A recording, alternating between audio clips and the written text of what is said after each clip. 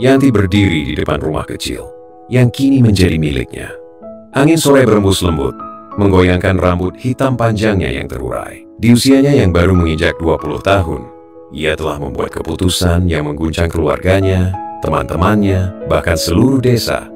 Ia menikah dengan seorang pria berusia 70 tahun Suwandi. Hari pernikahan mereka adalah hari yang penuh bisikan. Semua mata tertuju pada gadis muda dengan gaun putih sederhana yang menggandeng seorang pria tua. Beberapa tamu tersenyum tulus, namun lebih banyak yang menatap dengan penuh tanda tanya dan jemuhan. Dia pasti menikah demi harta. Ini tidak masuk akal. Bagaimana mungkin gadis secantik itu memilih pria setua itu? Namun, Yanti tidak peduli. Ia tahu apa yang ia rasakan. Suwandi adalah pria yang pertama kali memberinya perlindungan, kenyamanan, dan rasa aman yang selama ini ia cari. Sejak kecil, ia hidup dalam kemiskinan, bekerja keras untuk keluarganya yang tak pernah benar-benar menghargainya. Ia ingin sesuatu yang lebih dari hidup ini, dan ia menemukannya dalam sosok Suwandi. Malam pertama mereka sebagai suami istri berlangsung dalam keheningan. Yanti duduk di beranda rumah, memandangi bulan yang bersinar terang. Suwandi duduk di sampingnya, wajahnya penuh ketenangan. "Apa kau menyesali keputusanmu?" tanyanya dengan suara lembut. Yanti menoleh, menatap pria itu.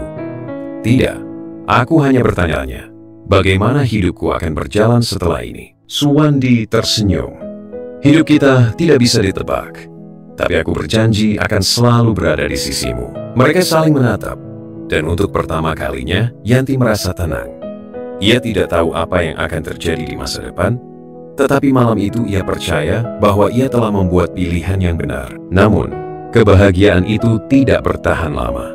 Dalam beberapa minggu ke depan, hidup mereka akan berubah selamanya. Pagi itu, Yanti bangun dengan perasaan aneh. Kepalanya terasa ringan, perutnya mual. Awalnya, ia mengira itu hanya kelelahan. Namun, ketika gejala ini berulang selama beberapa hari, ia mulai curiga. Akhirnya, ia pergi ke klinik kecil di desa. Hasil pemeriksaan membuatnya terdiam. "Selamat, Anda hamil." Tangannya gemetar saat menyentuh perutnya. Ia hamil. Bayi itu adalah anaknya dan Suwandi.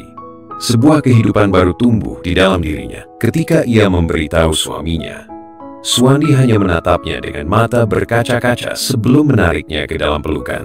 Terima kasih telah membawa kebahagiaan ini dalam hidupku," bisiknya. Namun kabar itu segera menyebar, dan desa kembali gempar. Bagaimana mungkin pria setua itu bisa membuatnya hamil? Tidak mungkin itu anaknya. Pasti dia berselingkuh. Gosip semakin menjadi-jadi. Orang-orang mulai mempertanyakan keabsahan pernikahan mereka. Keluarga Suwandi menuntut agar dilakukan tes DNA saat bayi lahir. Yanti merasa tertekan. Namun, di tengah semua itu, Suwandi tetap berada di sisinya. "Jangan dengarkan mereka. Kita tahu kebenarannya." Namun, apakah cinta mereka cukup kuat untuk bertahan menghadapi badai yang lebih besar? Hari demi hari berlalu, dan perut Yanti semakin membesar. Di satu sisi, ia merasakan kebahagiaan luar biasa, sebuah kehidupan baru tumbuh di dalam dirinya. Namun, di sisi lain, tekanan dari orang-orang di sekitarnya semakin berat. Setiap langkah yang ia ambil terasa seperti berada di bawah pengawasan, seolah seluruh desa menunggu sesuatu untuk dijadikan bahan perbincangan. Setiap kali Yanti keluar rumah untuk membeli kebutuhan sehari-hari, ia merasakan tatapan tajam dari para tetangga. Mereka tidak berkata apa-apa secara langsung, tetapi bisikan mereka cukup keras untuk menusuk hatinya. "Lihat dia, masih muda, tapi sudah mengandung anak pria tua itu. Apa benar itu anak suaminya? Atau ada sesuatu yang disembunyikan?" Setiap kata itu membuatnya ingin berlari dan menghilang. Namun, ia tidak bisa. Ia harus bertahan. Bukan hanya untuk dirinya sendiri, tetapi juga untuk bayi yang sedang tumbuh dalam kandungannya. Suatu malam, saat ia sedang duduk di ruang tamu dengan Suwandi, seseorang mengetuk pintu. Ibunya datang dengan wajah tegang. Matanya menyiratkan kemarahan yang sudah lama dipendam. "Aku ingin kau melakukan tes DNA setelah bayi ini lahir," katanya tanpa basa-basi. Yanti menegang. Matanya melebar, menatap ibunya dengan tidak percaya. "Ibu tidak percaya padaku?" Suaranya bergetar. "Bukan itu masalahnya." Ibunya menarik napas dalam. "Tapi semua orang berbicara, Yanti.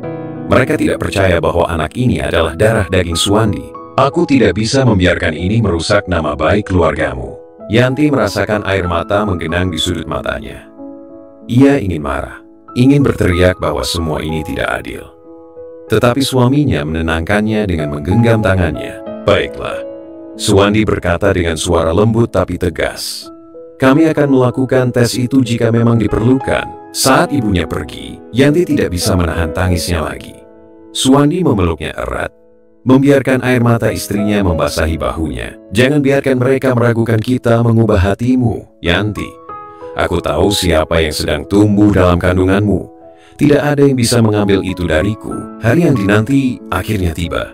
Rasa sakit yang begitu kuat menyerang Yanti, membuatnya menggenggam erat tangan Suwandi di sampingnya. Tangisnya bercampur dengan ketakutan. Namun di balik semua itu, ada harapan besar yang tumbuh di hatinya. "Kau bisa melaluinya, Yanti." Suara Suwandi bergetar.